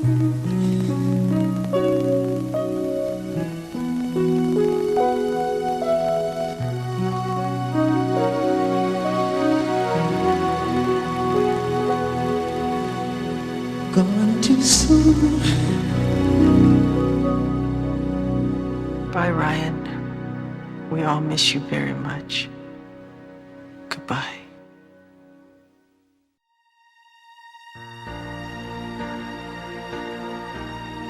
During his visit to India in 1996, Jackson hosted a pool party for children from an orphanage. He even donated 85% of his concert proceeds to the government. People managing his visit said that Jackson, being such a huge star, had no extravagant demands. His only demand was a freestanding full-length mirror in the room for him to sign before his departure. Not just that, he even made sure that the fans who were stranded in New York after the 9/11 attacks were given a safe place to stay and enough money to take care of themselves. He handed over his credit cards to his security men and instructed them to check in on the fans every day. He even had them driven down to a hotel in New Jersey in his own tour bus. I was with Michael in Eastern Europe, and we got off of a plane, and he said, you want to go to the hotel, or you want to come to the orphanage with me? And it was like, rather than going to the hotel, he went to the orphanage. And he walked into this orphanage, and I remembered him looking, and he was walking through it, and he was very calm. The promoters were there, and he was looking around, and the conditions were pretty grim. And I saw him whisper to someone, and then whisper to someone else, and he was, moving through and interacting with the children. And then later I found out what he had whispered, and it was, this orphanage will be turned around. There will be new beds in here. There will be clean sheets in here. There will be more people in here taking care of these children by tomorrow, or I'm not going to go on stage. I saw this guy go into an orphanage in Romania and turn the conditions around within 24 hours. Another thing that I'll always remember about him. This guy had the biggest heart of anybody and really, really did care about improving, the human condition, especially for children. That was part of his mission. While he was on tour, he always wanted to know what he could do in each place so that when he left the place better, having been there. We were in Europe and we were doing the BAD tour. Every city we went to a children's hospital and bought them a piece of equipment. Not one hospital for the whole tour. Every city. Was that Michael's idea? Yeah. They had a little boy that was dying and wanted to meet Michael. And Michael went up and talked to him, and the kid perked up, and it was like amazing. And I went off to the corner. I cried. I really couldn't take it. And Michael came over and put his arm around me and said, you have to understand, Frank, this is our job. Not on the stage. This is our job. To make somebody feel good. Is that there are, built inside the walls here, beds. Beds for some of those sick children who come. And what I realized when I saw that is that you have to be a person who really cares about children to build it into your architecture. Yes, yes. We have children that come who are intravenously. They're very sick and they're bedridden and they Can't sit up. Right, they can't sit up. And these beds, they're hospital beds. You push a button, they move up and they move down, and they're able to watch. We have a magic show. We show the current films, if it's cartoons, anything, you know, and anything so they can escape to that world of magic that they don't get a chance to experience, the world that I was deprived of. He even bought homes for over 100 families, but these are just some of the countless stories that delineate his gentleness and solicitude. There are so many more of his acts of kindness that Paul Dwyer published a book, Humanitarian, The Real Michael Jackson, consisting of 122 pages listing many of his humanitarian and charitable contributions. He not only donated his wealth, but made sure that he reached out to people personally, devoting his own time.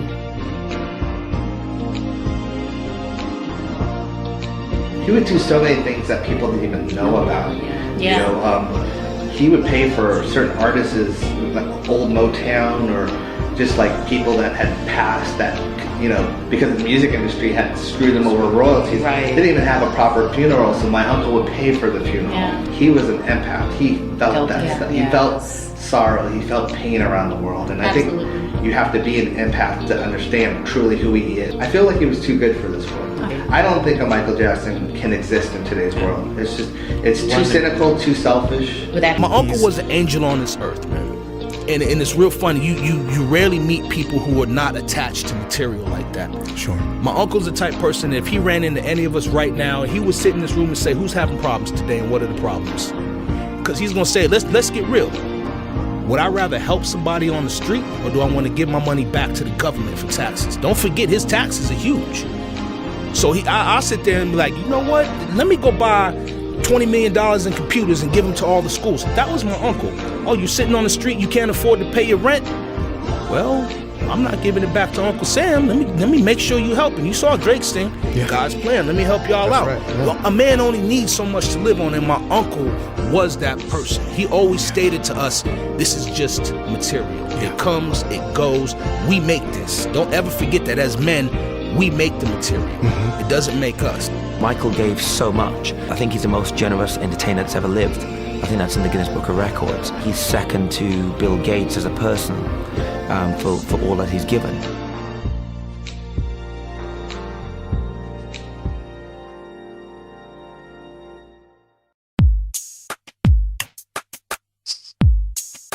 The list of charities that Jackson supported throughout his life is so enormous that during a church ceremony in the year 2010, the pastor ran out of ink and paper while typing out all of the humanitarian work of Jackson that he carried out throughout his life.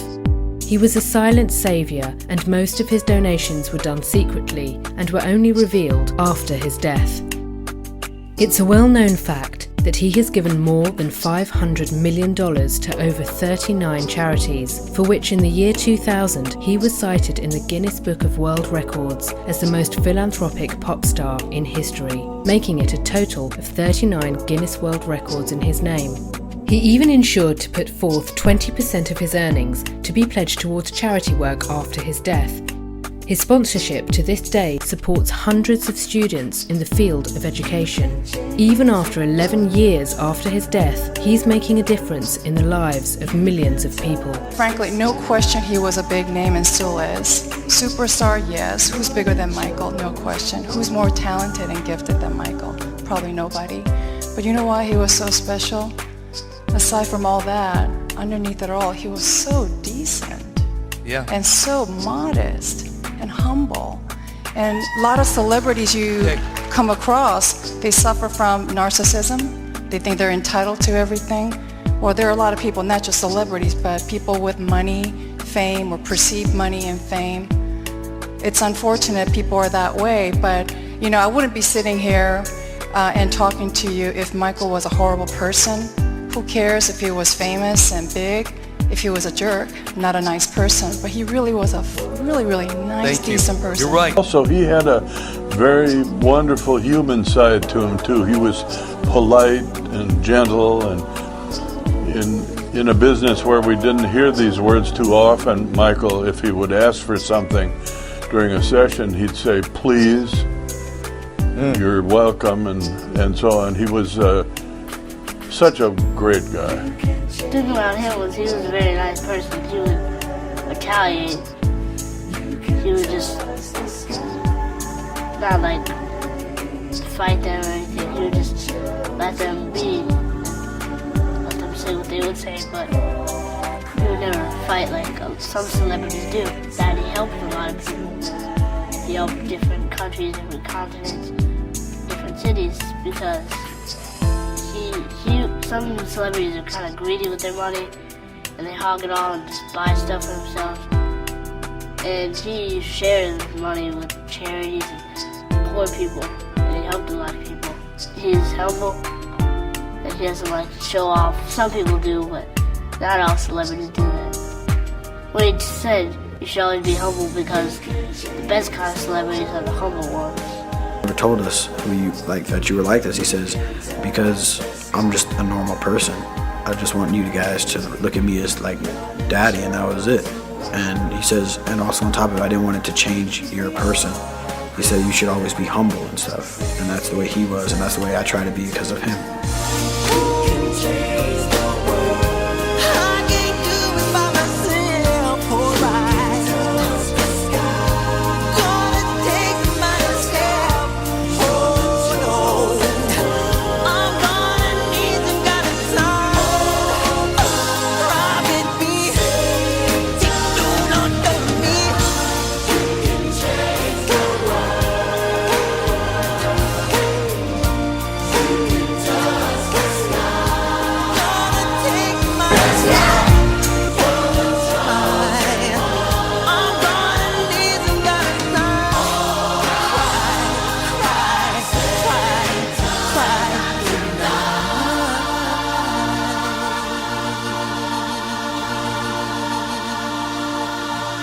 Change the world.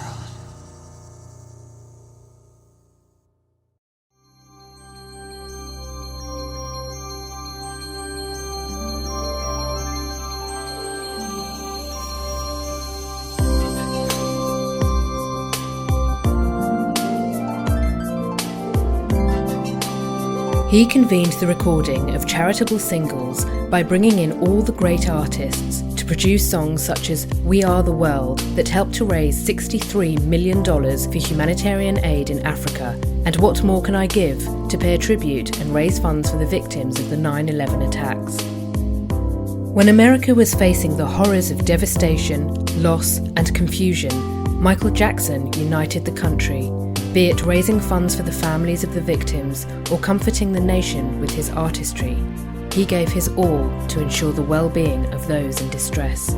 He was an entertainer with influence, whose vision was far beyond the scope of not just that of entertainment, but to bring about a change.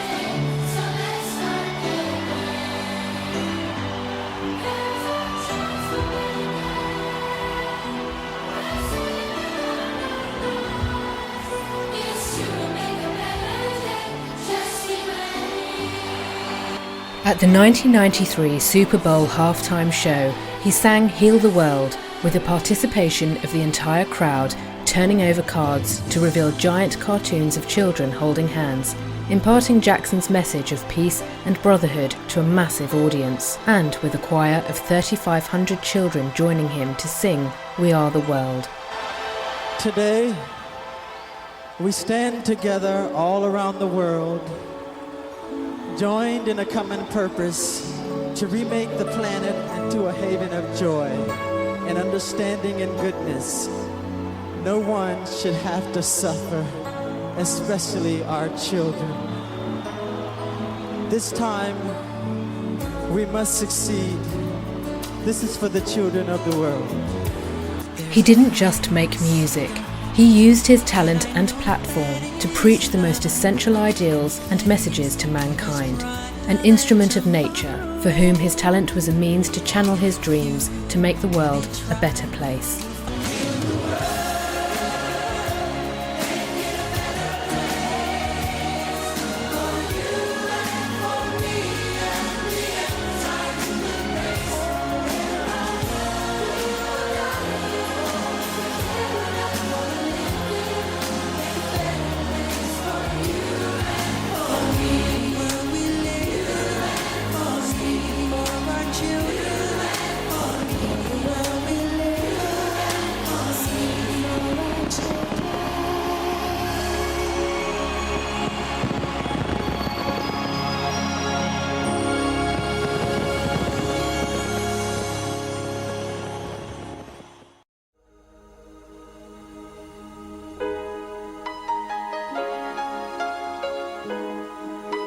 He inspired, encouraged, enlightened, and provoked many of us to rethink our political and social notions on race, colour, the politics of nations, poverty, the underprivileged, and the health of our planet through soulful songs such as Heal the World, We Are the World, What More Can I Give, We've Had Enough, Earth Song, and the list continues. What we've done to the world, look what we've done. What about all the peace that you pledged your only son? This was Jackson's last song. Even before his death, he was doing the best he could to make the world a better place. Jackson and the world's people unite in a spiritual chant. Astonishingly, this song was banned from being played at several radio stations around the world.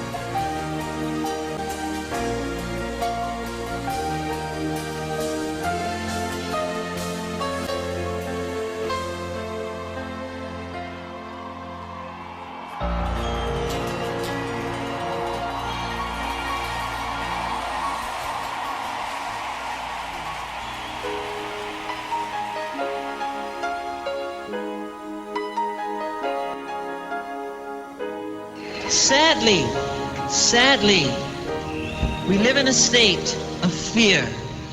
Every day we hear of war on the news, on the radio, and television. In the newspapers, always of war. We hear of nations hurting each other, of neighbors hurting each other, of families hurting each other, and of children killing each other. We must learn to live and love each other before it's too late. We have to stop. We have to stop the prejudice. We have to stop the hating.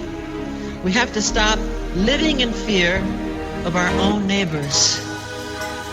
I would like all of you now to take the hand of the person to the left and to the right of you. Go ahead, right now. I mean it. Don't be shy. Do it, because it starts now. To the person next to you, to the left and the right. I mean it, right now. Go ahead. Don't be shy. Do it. Do it. Now tell the person next to you that you care for them. Tell them that you love them. This is what makes the difference. Together, we can make a change in the world. Together, we can help to stop racism. Together, we can help to stop prejudice. We can help the world live without fear.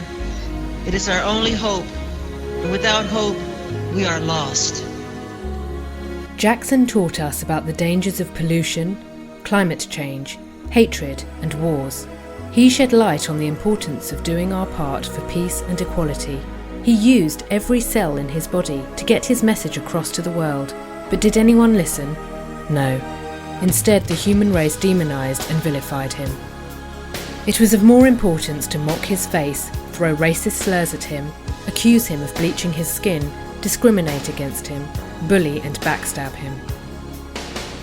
If you study Jackson long enough, you'll learn how corrupt the world is. The deceitful media and the corrupt world of law and Hollywood. He called them all out, and despite the dystopia that we live in, he always maintained his utopian view of how the world should be.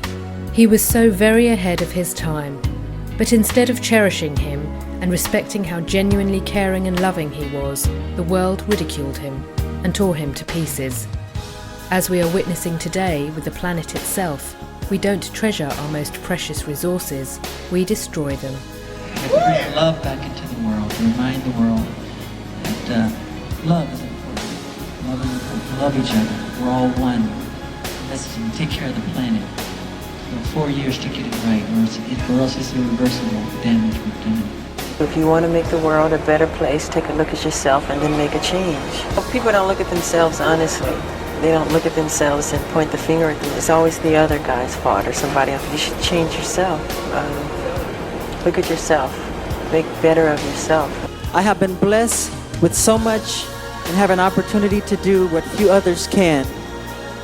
But I believe it is more than just an opportunity, but a duty. I feel to reap and enjoy the fruits of my talents for myself would be selfish, irresponsible, and unconscionable. In these days of such abundance and advancement in what we can do, it pains me to think that we do so little for our children. In some ways, I feel undeserving to receive an award for doing something that is my duty.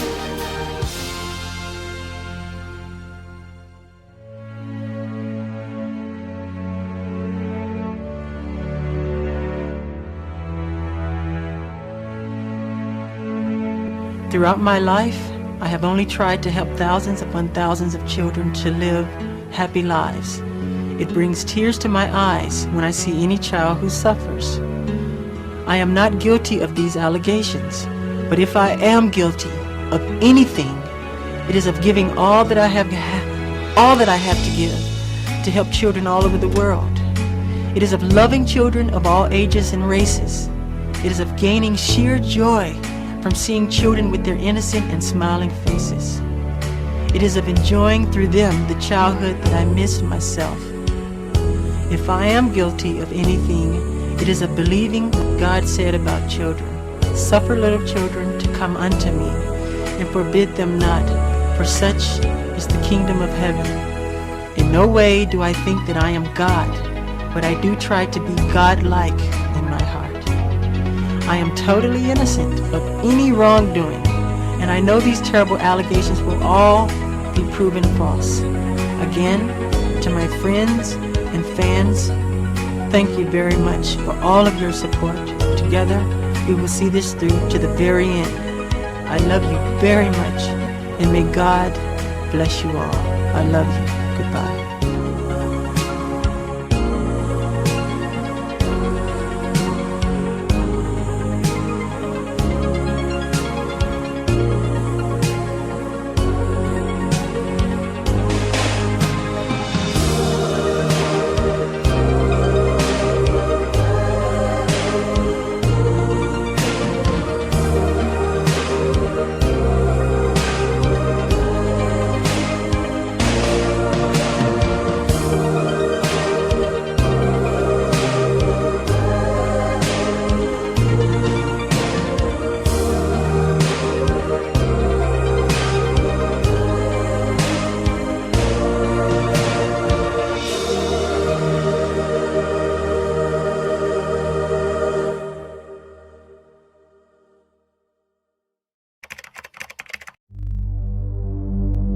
tonight, Michael's big return. Yes, the one-time king of pop came face-to-face with his fans today to announce his big return to the stage.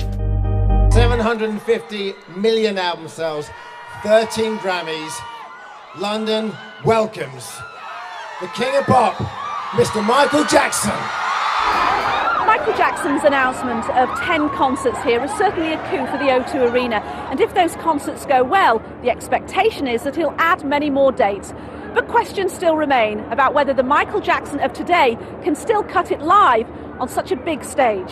The concert series is being called This Is It. Atika, are we buying that? Is this it for Michael Jackson on stage? It doesn't seem like this is the absolute last chance to see Michael Jackson live, but then again, you never know. The initial announcement was of 10 concerts which were going to be held at the O2 Arena, a massive venue in East London, and after they sold out, they just kept adding dates. I don't think it was reasonable to expect somebody of 50 to do 50 concerts in 6 months. He was lured out of retirement and signed to do 50 concerts. They would have been lucky if they got 50 minutes worth of a concert out of him. I pulled him aside and said, Mikey, why now? Okay, and he said to me, because you know what? My kids are old enough and I'm still young enough to do what I do. I don't want them to see me, you know, in my prime when I do. Earlier that day, Randy Phillips, who was part of the AEG Live team putting on the performance, was holed up in a hotel with Michael Jackson. Phillips acknowledges that he physically slapped Michael in order to get him to snap out of it, and he threw him in the shower. This is the king of pop being thrown into a shower in order to go and sober up. He even threatened Jackson for his children to be taken away from him, had he refused to agree with their contract. This is it.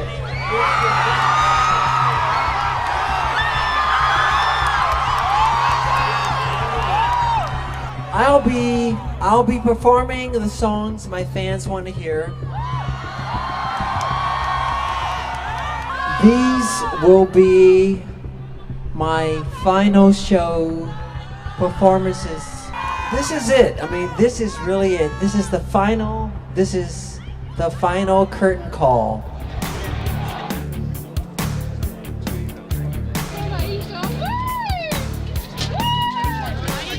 We came from the west of Ireland yesterday, or on Wednesday morning, and we've been queuing since. It was so hard to get the tickets, so I just thought I just took the risk and just come down here and spend the night, and I just don't care. Absolutely love him. There's nothing on this earth that will stop me getting to this concert. We're here for the Michael Jackson audition. I've been waiting for this audition my entire life. It is on every dancer's checklist. If you get to dance with Michael, check. Hit back. This is it. This is it. This is it. Congratulations, you are cast. Thank you so much, all of you. God bless you. You made this such a memorable experience. We found them. They all were just so awestruck at the thought of performing these 50 shows with Michael. My makeup running. It's all about them. Y'all ever want to know what a dream coming true felt like? There you go. Yeah, exactly. They always do.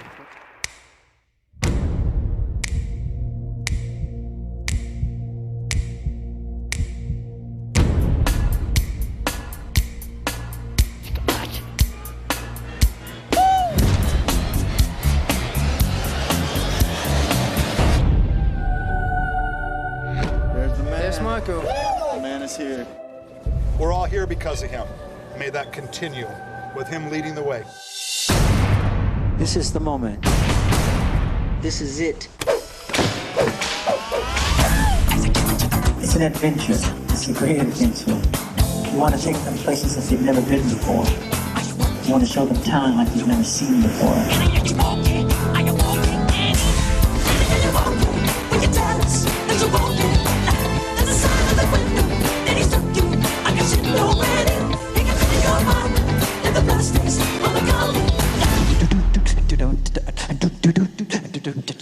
Let's do it one more time. I love you. I really do. We're family, just know that.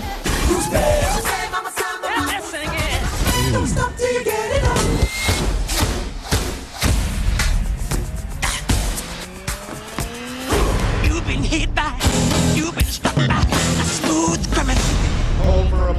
Hold for applause, slow umbrella fade out. This is it, and see you in July.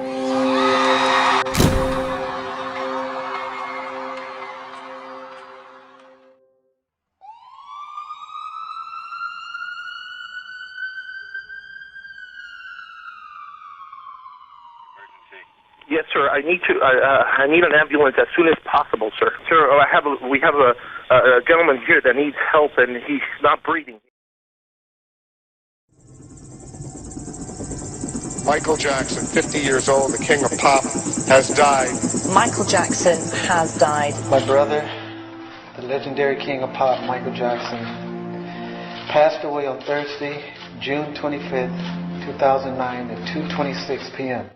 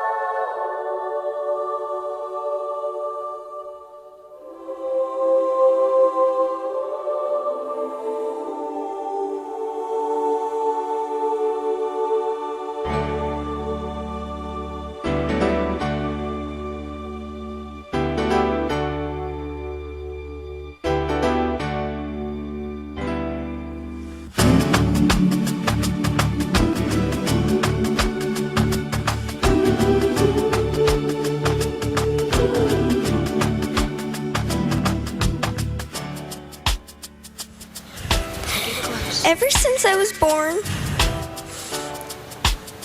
Daddy has been the best father you could ever imagine.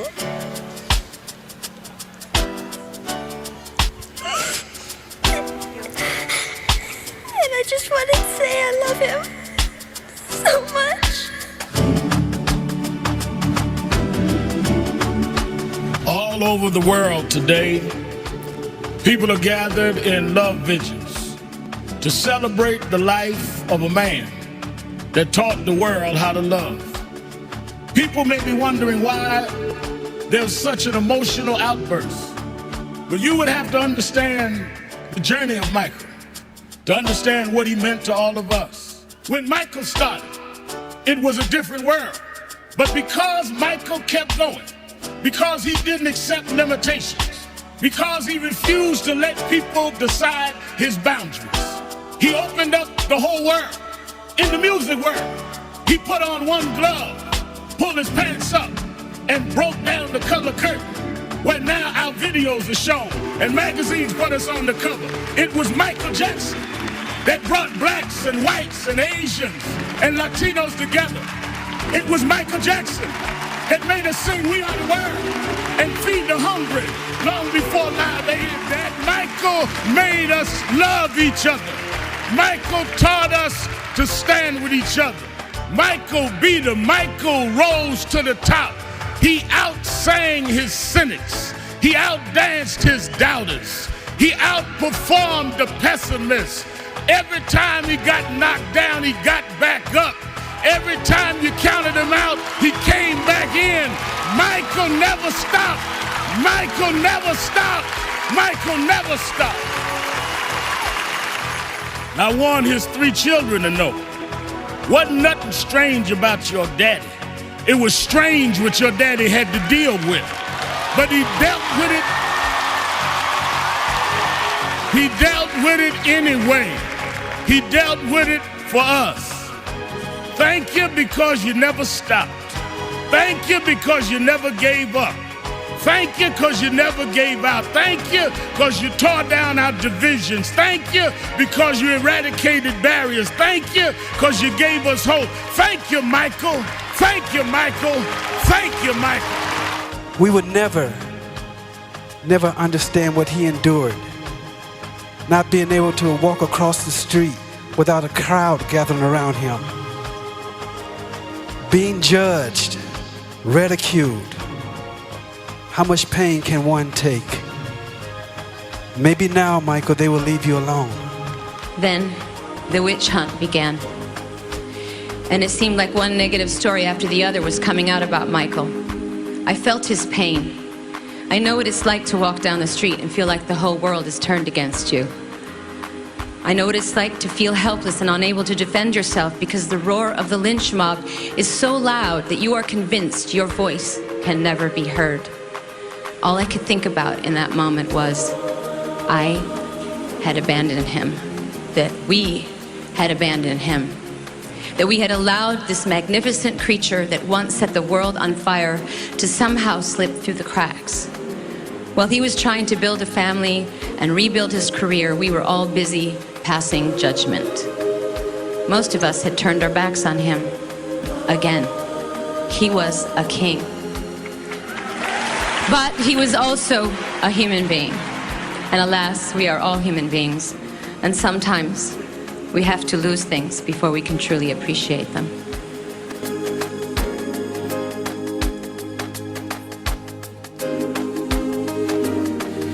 In our darkest hour, in my deepest despair, will you still care? Will you be there? In my trials and my tribulations, through our doubts and frustrations, in my violence, in my turbulence, through my fear and my confessions, in my anguish and my pain, through my joy and my sorrow, in the promise of another tomorrow. I'll never let you part.